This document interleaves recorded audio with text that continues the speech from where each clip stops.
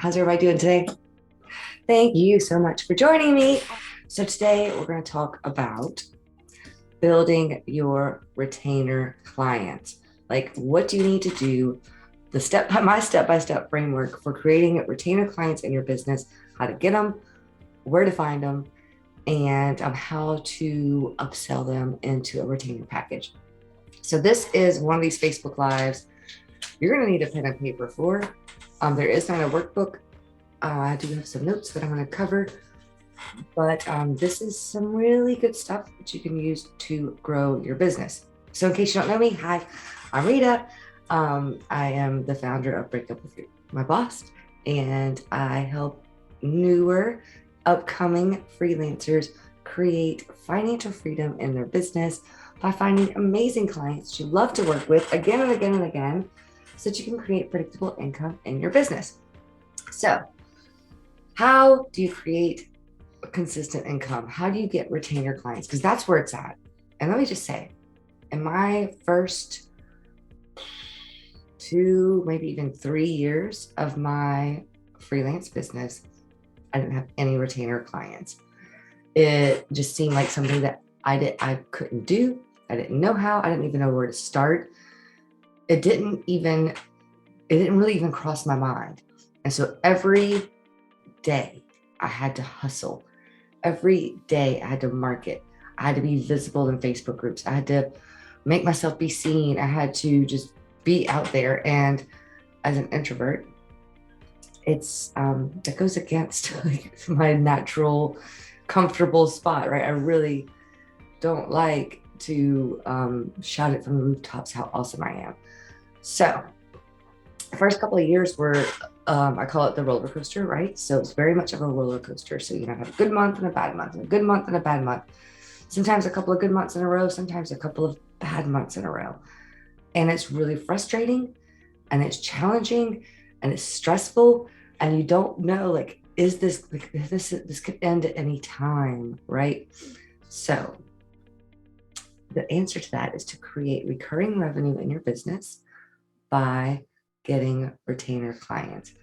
I no longer worry about income. I know that every month, no matter what, I'm taken care of. I'm good to go. Like, my finances are good, and that's a good place to be.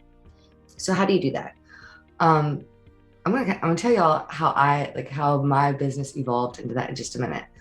But the very first step that you need to do to create retainer clients in your business is, number one, decide what you're going to lead with. If you're anything like me, there's probably 100 different things that you can do. Like if there was like a list of every single skill that you have, whether it's email management, social media management, copywriting, like blogs and landing pages, social media content, graphic design, video editing, podcast support, whatever it is that you can do, like, make a list, right? And then figure out, what do I want to lead with? Like, what kind of package could I lead with? So in my business, the package that I lead with is, or the services that I lead with, are marketing and design. Okay. If you go to ritaester.com, it literally says like marketing and design. Like, that's what I lead with. Now I do a whole lot of stuff, like a lot. But I can't put all of that on my website because it's overwhelming. It's too broad. It's not focused enough. When somebody's ready to hire you, they want to hire you to solve one problem. Okay. So for me, I lead with marketing and design. I know that's 2 problems, but that's what I lead with. So decide what you're going to lead with. And this isn't something that is set in stone. You can change it at any time. You can evolve. Mine didn't used to say that. I used to lead with logos because that was the easiest thing for me to get hired for. So speaking of easiest to get hired for, there's a few things that you really want to consider when you're deciding what you are going to lead with. Number one, the product or service needs to be relatively low cost. So my highest ticket one of service is a complete web design, like complete web, like create a website from nothing to something. I actually just signed up somebody today. They paid their deposit. Those aren't things that I typically sell one of as the first time. I don't lead with, let me design your entire sales page. Although, if you go to my website, it is on there. But in general, if I am marketing, and my favorite place to find clients, which is Facebook groups, I don't lead with that. I lead with sales pages. I lead with logos. I lead with marketing strategy, that sort of thing. So the thing that you want to lead with needs to be low cost. I recommend it being under $500, right? So I wouldn't lead with your top of your profit pyramid or value ladder or whatever. I wouldn't lead with the very top thing. Lead with something a little lower. Anything under 500 is fine, but you do want it to be like over 100. That's going to help you eliminate the cheapskates, eliminate the people who aren't going to be able to afford you on an ongoing basis. This is strategic, right? You want to be strategic that whatever it is that you lead with, it's low cost enough that it's not a huge risk for your potential client, but it's not so low cost that it costs you money to do it, or it's just not worth your time, or it attracts low quality people. The second thing that you want to consider is whenever you lead with something, you want it to be something that for you is easy to do. So I can make logos all day, every day. They're easy for me. And it's fun for you to do, because whatever you lead with in the beginning, you're going to be doing a lot of. So you don't want to lead with, say, podcast editing, which I can do. I don't want to lead with that because it's not one of my favorite things to do. And I don't want to do that all day long. I don't mind doing it for my clients once a week or twice a week occasionally. That isn't something that I want to do 5 hours a day. So whatever it is that you lead with needs to be something that you're okay with doing 2, 3, 4 hours a day, that you enjoy it and it's easy for you to do. And the last thing to consider is this in high demand? So for example, maybe like researching hashtags for Instagram. That's something that you can definitely offer as an upsell or an ongoing or something like that if you're a social media marketer. But it isn't necessarily like, and so you're not going to find people in general, many people looking for someone to do hashtag research. If you're in the Facebook groups where all the people hang out at that are ready to hire you, they say, I'm looking for someone to manage my social media. I'm looking for someone to manage my Instagram. They are not looking for someone to do hashtag research. So that's not in high demand. So you want to make sure that it's in high demand, it's easy for you to do, and it's relatively low cost so that you can get your foot in the door. That's the whole purpose of this. So some examples. If you are a social media manager or if you're a copywriter, social media content for 1 month, right? So maybe you do say 20 captions or contents, 20 days of captions or 20 days of content. And you put together like 1 month of content with maybe some hashtags, captions, any holidays that are coming up, anything that's very relevant to that person's niche. And you package that up at, say, $250. And that's an introductory offer. It doesn't include scheduling. It doesn't include graphics. It's only the captions, right? So a lot of people struggle with their social media content, okay? Or if you're a graphic designer, you might do the same thing, but instead of the captions, it might be the actual images. So it might be 30 days worth of images. They would provide the content to you. And you take that content and you create those images for 1 month for, say, $350 or $250, whatever it is.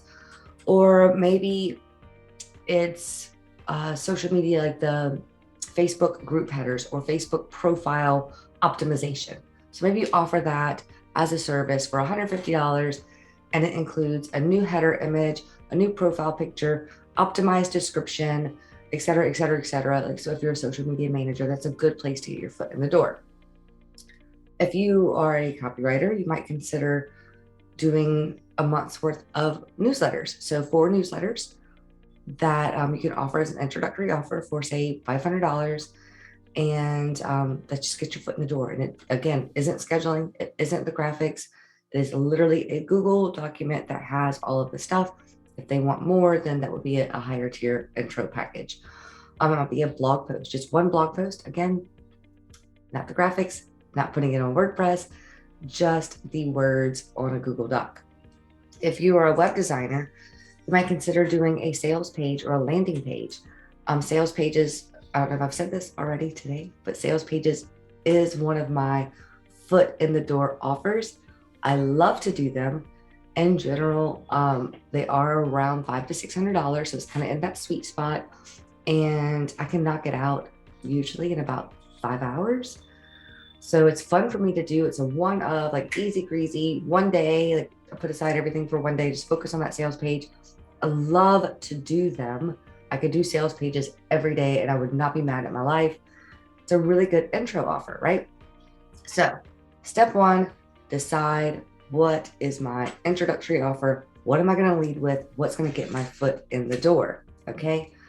Step two to consider. So write this on your notebook, turn the page. Number two, what is the logical next step? So if somebody hires you for your step one, your foot in the door offer, what's the next thing that if you put yourself in their shoes, what are they going to need next?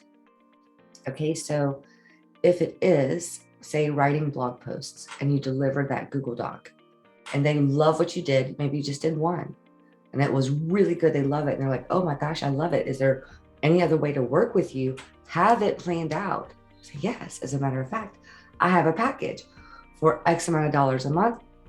I create 2 blog posts for you. I do all your SEOs, research, et cetera, et cetera. I upload it to WordPress. I schedule it to be live. And I even create some social media captions and promo posts to go along with that.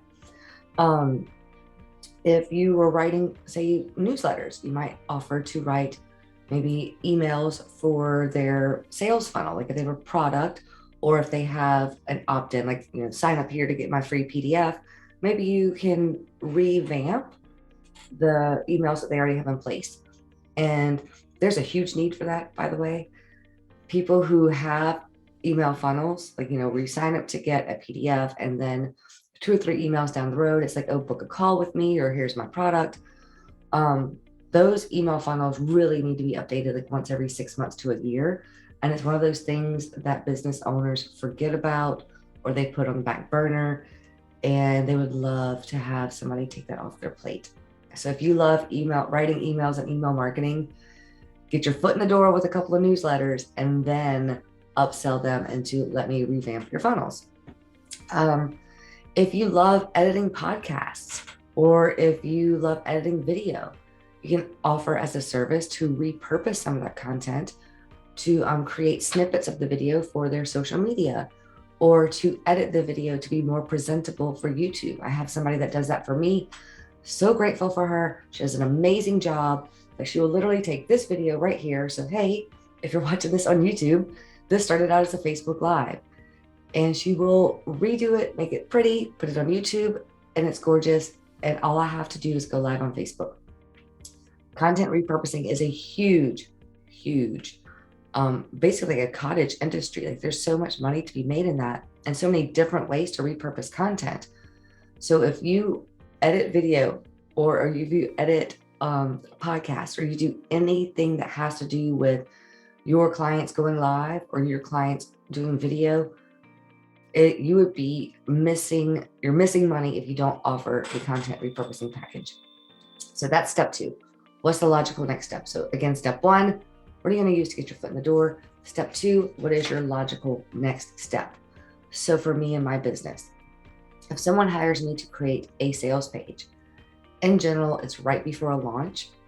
In general, they look at their numbers from the launch before to this launch, and they always find that there's a huge increase in their conversion rate. But my biggest one, and I don't need to toot my own horn, but I love making sales pages and I'm good at it. My biggest increase that I've seen from launch to launch, the only thing that changed was the sales page design. So a client of mine had an 84% increase in sales just from me redesigning one sales page. So guess what happened after that? They asked me to redo 4 or 5 more. So that was my foot in the door, was the first one. And I ended up working with them for like 6 months to do several more sales pages. If I redo somebody's sales page and they get a really good return on their investment, then I might offer to redo some of the landing pages for that funnel that leads into that, or landing pages for the funnel that leads into their next sale, like whatever's coming up. If the sales page was for a membership or an online course, which typically that is the kind of sales pages that I create, an easy upsell for me is to design their members area, their the course content. So I might edit videos for the course, PDFs for the course, create the actual course on whatever platform like Podia or Teachable or on their WordPress, all of that stuff, which is a huge like ongoing project, probably 90 days worth, 3 months worth, that I can say that I've had probably 15 or 20 people who've hired me to launch their course, like did their sales page.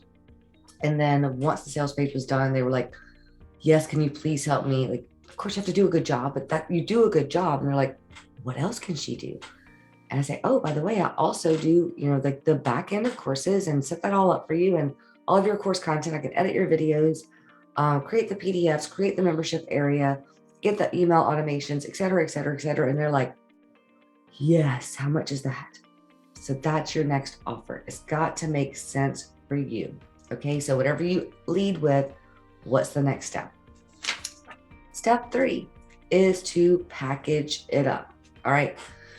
So the first step is what's going to get your foot in the door. The second step is what's the next step. The third step is to create a package for it, whatever it is, however you want to continue. So you're going to have several different like paths, right? So if somebody hires me for a logo, the next step might be, oh, well, let me do your social media templates. Or if they're not the kind of person that would even use a template, let me start creating some social media content. Or let me optimize your social media profiles, et cetera, et cetera. So then for like a sales page, the upsell will be something totally different. So just kind of already know, have it written down, have it somewhere, like something they can click buy and PayPal or in Stripe. What is the next thing? Package it up, decide what's included in that, decide how you want to get paid for that. If you do all sorts of stuff like I do, you might consider it be like so much for so many hours. And that's generally how I do it. So for example, the whole, like, let me help you with your online course, like you get say 15 hours a month for X amount of dollars, whatever that would be. Or you get 5 hours a week for whatever your hourly rate would be. I don't charge by the hour after the fact, but I do charge by the hour before the fact on a retainer, which is what we're talking about. If there's like absolute deliverables, so if you're doing, say, social media and they love that first month of content, then you can offer as a service $500 a month for a post a day with the captions and the hashtags and the graphic design scheduled for them, delivered, et cetera, boom. And that's just deliverables a month, no matter how long it takes you, right? You're going to deliver that. Or it might be 2 blog posts a month with the SEO research, market research, outbound links, all the images that they need, schedule it, even social media, and 2 of those a month for say $850 or whatever makes sense for you. If your gig is content repurposing, you might decide to take 1 YouTube video and turn that into a blog post, 5 social media posts, 2 snippets for their social media, 2 stories also for their social media, and did I say social, like maybe like 5 social media posts that are like quotes, that sort of thing, and offer to do that. So for say maybe $150 or $250 for each YouTube video that you repurpose. All right. So that's what you want to do. Now, let me just tell you how I got started in this. Before I was doing retainers, like this is legitimately how it even became on my radar. And then I tested it out with a couple more people. But I had this client, Laura. We are no longer working together. She's a lovely woman. She designs handmade jewelry. which is not really in my whatever. It was a fleeting interest. Let's put it that way. So I'm super wish her nothing but the best, but it didn't work out for either of us in the long run. We did work together for like 2.5 years though. But I got hired initially. I don't even remember. It may have been to update her website. I think that's what it was. It's been so long ago. I want to say it was like 2018. Anyhow, whatever I did, it was like a $1,000, $1,200 project. And she asked me, how can I hire you to continue to work for me just for like 10 hours a month? And at that time, our rates were $25, right? So if somebody just wanted to hire me by the hour.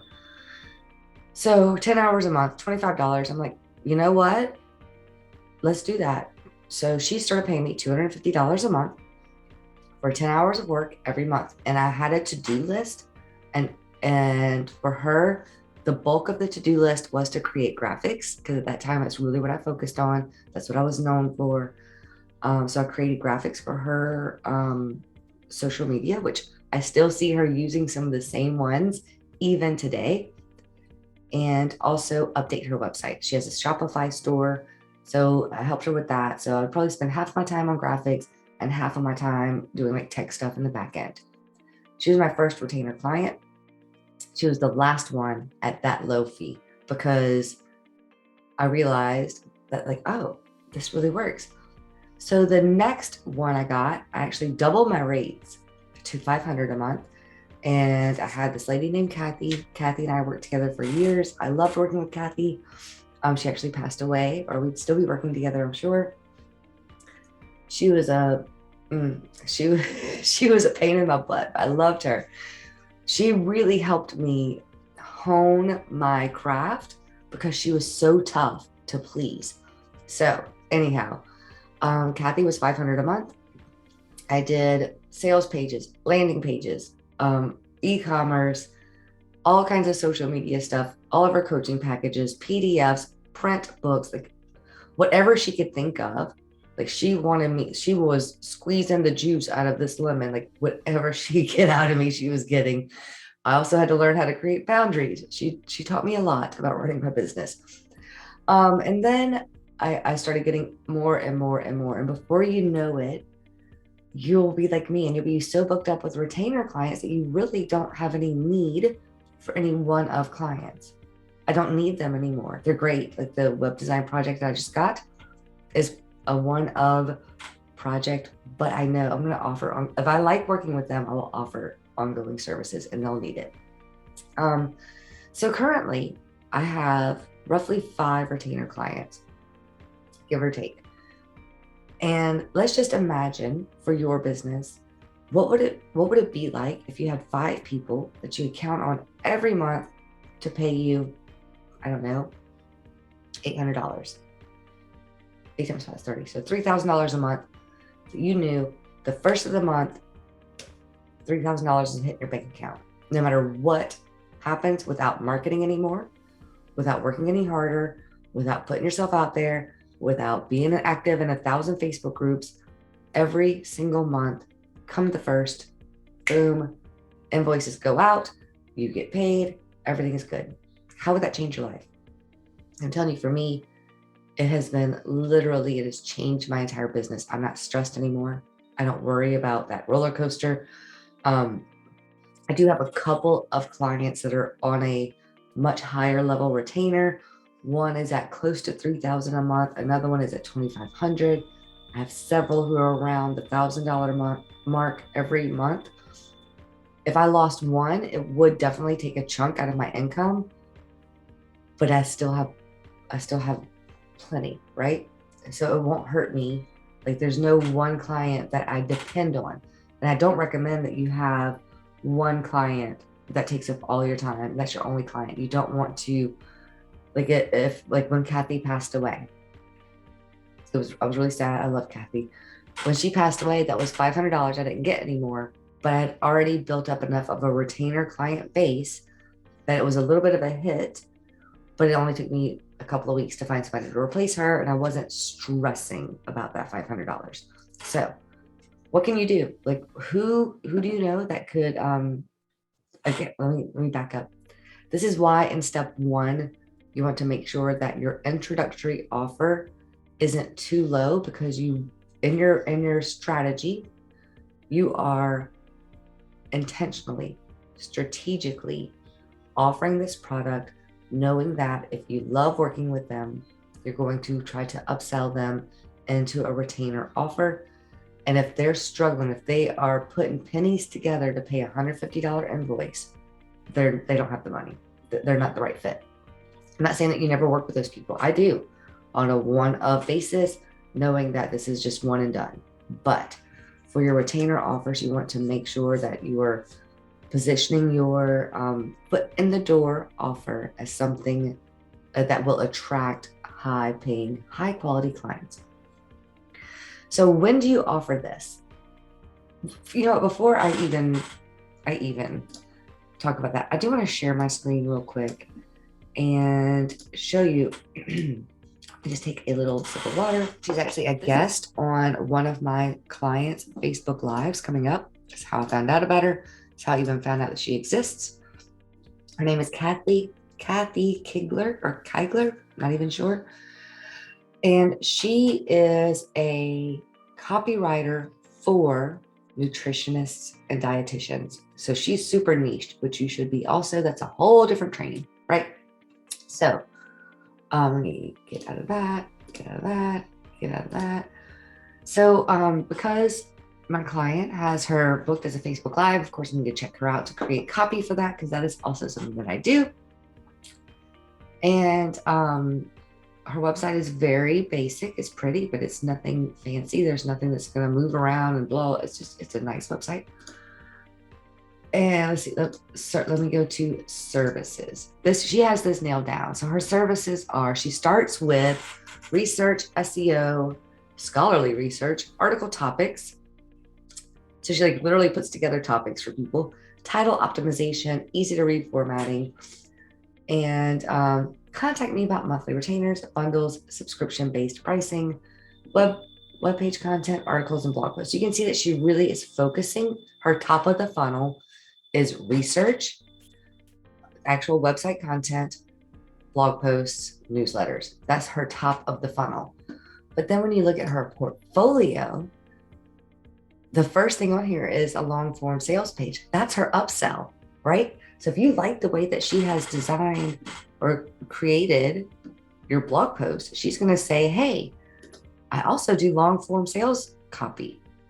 This is pretty long form. This is probably $1,000 project right here for her. So that's what I'm talking about. What are you going to lead with? And then what's your upsell? Okay. So when do you even offer this? I'm on a sales call with a new client. Depending on how the sales call goes, because I'm really particular about who I accept as a retainer client. This is somebody that you're going to work with a lot. You're going to be dealing with a lot. I offer in my retainer packages a 30-minute meeting once a week at no charge. So I'm meeting with them once a week. We're on Slack, we're texting, we're calling. It has to be someone that you like. If you don't like working with them, you're going to hate retainer clients. So if the initial conversation goes really well, I might kind of tease it in that initial conversation.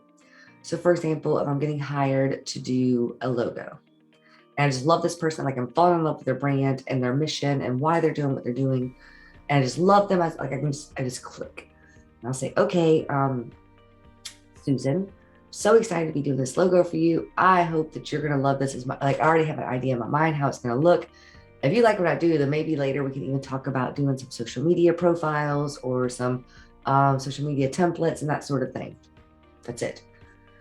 Then about 3/4 of the way through the project. So for a logo, that would probably be round 2 or maybe even 3 of revisions. But bring it back up. Hey, Susan, here's, we're almost there. Here's your, here's draft number 3. So what do you think about these new colors? By the way, I don't know if this is on your radar, but if you want me to also help you with your social media packages or your social media templates or or optimizing your social media profiles, let me know. We can get that booked in for next month. Boom. You want to hit them while they're not hit them. That sounds terrible. You want to offer it to them when they're still in the excited phase of the project. So every project has 4 phases. There's like the initial phase where they're like, I'm not sure about this person. Like that's when you get hired. Like they're still kind of, even if they hire you, they're still like kind of worried, like, can they really do it? Fingers crossed. And the very first part, a lot of times, is hardest, at least for my clients, because I ask them for like, I need inspiration or I need logins. I guess the boring part. So it's like, send me 5 websites you like, or I need login details for this, and this. But then whenever I deliver like the first round of logos, it's like super excited, right? They're like, ooh, I get to see what it looks like. I'm kind of excited. Da, da, da. As we're coming down that slope, like when we're getting to the final, their excitement starts to wane because you're almost done. So whenever you offer that next thing for them, then their excitement goes right back up. Like, oh, we're almost done with this, my logo. But yes, I would love to have blah, blah, blah, blah. Like, oh, we're almost done with the sales page. Yes, I would love to have my membership done. Can you book me in for next month? Right? And depending on who it is, you may have a year's worth of project that they need. One of my clients that I'm no longer working with because I completed like literally everything. Like she had so much. Let me show you her stuff. That's terrible. Her name is Kelly Wynn. And she was actually referred to me by someone else.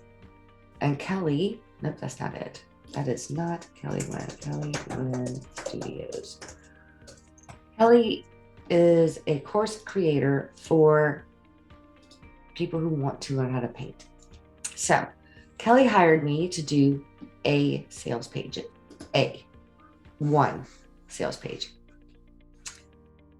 This is only a fraction of the sales pages that she has. There's things that are launched only once a year or once a quarter or whatever. I was hired to do one. In the end, I think I did 17 sales pages for Kelly. It was insane. Let's see if we can find one. Here we go. 17 of these I did. And we worked together for probably a year and a half, maybe a little bit less. There was a lot. And it started with, I want to say Seascape Escape may have been my first one. Anyhow, started with one, and that turned into $750 a month for a year and a half. And it was literally just 10 hours of my time. Because at that time, it's $75 an hour. 10 hours of my time every month. And in general, I got like 1.5 sales pages done in that 10 hours, right? Because I can put together a sales page pretty quick. And hers used like, it was like a template. The platform that she uses, Simplero, there's not a lot of options. So it kind of limited my creativity. But on the other hand, it made it to where I could turn around 1.5 to 2 sales pages a month. And we did that for a long time. Met with her once a week on a Monday, like what we have this week. She would get pictures to me. She would get copy to me. I didn't write the copy. I didn't take the pictures. I did the graphics and I laid them out, and it was a lot of fun. Like I had so much fun working with her, being on those launches with her, and I would do it again in a heartbeat. Like when she's ready to rebrand, hopefully she'll reach back out to me. I would love to work with her. So that is the framework. That's exactly what you need to do. The next thing is where to find them. Facebook groups. That is the place to find people. When you have your core offer, your foot in the door offer nailed down, you don't need a fancy website. You don't need a huge portfolio. We talked about that last week. All you need is to be able to prove that you can do the work. You need to get your foot in the door. Once you do that and you knock their hat in the creek, knock their socks off, wow them, then you can offer anything that you want.